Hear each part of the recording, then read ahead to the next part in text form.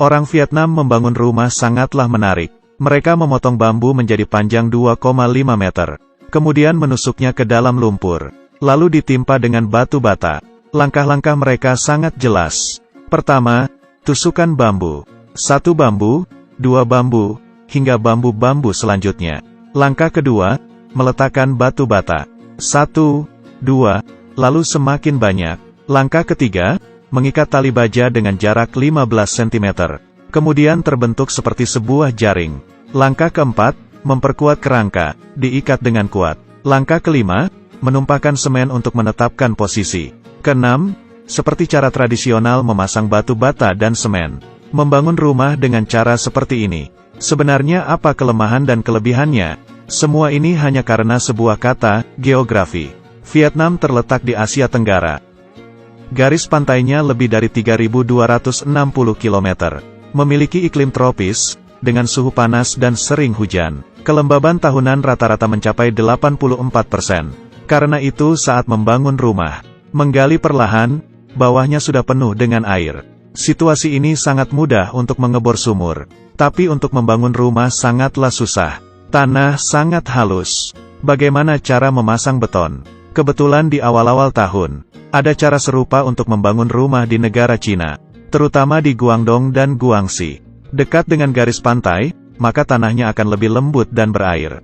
Kebijaksanaan para pendahulu tidak terbatas. Mereka juga sudah menyadari, pondasi dapat dipadatkan dengan tumpukan kayu. Cara pembangunan yang cocok untuk penduduk desa. Jangan menggunakan bambu, tapi gunakan kayu pinus. Kenapa sampai di Asia Tenggara kayu pinus berubah menjadi bambu? Ini karena perekonomian. Asia Tenggara kaya akan bambu. Dan bambu cukup kuat.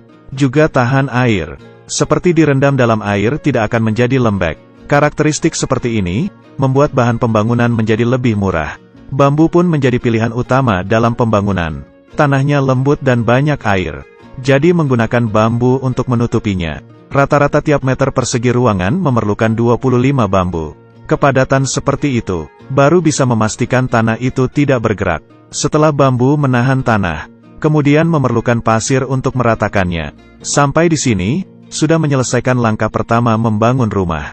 Tanah sudah dipadatkan, tapi air masih ada tersisa. Ditiup angin pun tidak akan kering, meskipun kalau kering, tidak dapat dihindari bahwa itu akan merembes dari arah lain. Menjadi seperti membangun rumah di atas air. Menaikkan pondasi untuk menutupi bagian air. Sebenarnya batu bata juga tidak perlu terlalu rapi. Karena tujuannya adalah untuk membentuk kerangkanya. Tiap meter persegi cukup letakkan 9 batu bata. Dan ketinggiannya berpatok pada level air. Setelah langkah kedua selesai.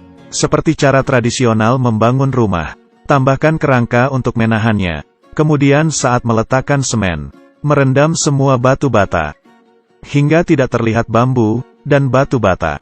Ini semua sering ditemui bila membangun rumah sendiri. Ketebalannya juga tidak tebal. Persyaratan untuk fondasi bangunan bertingkat tinggi jelas lebih tinggi. Biasanya mengebor fondasi yang sedalam 20 meter itu sudah hal yang biasa. Bangunan tinggi 150 meter.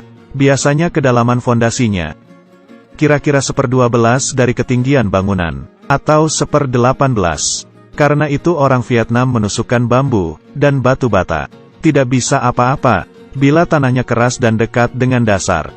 Mengapa menyia-nyiakan sumber daya tenaga, material, dan keuangan ini? Meski banyak cara yang lain, tapi bambu dan batu bata adalah cara yang cocok dengan perekonomiannya.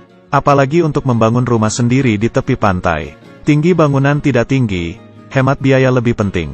Terima kasih sudah menonton. Yang suka jangan lupa tekan tombol sukanya ya, ikut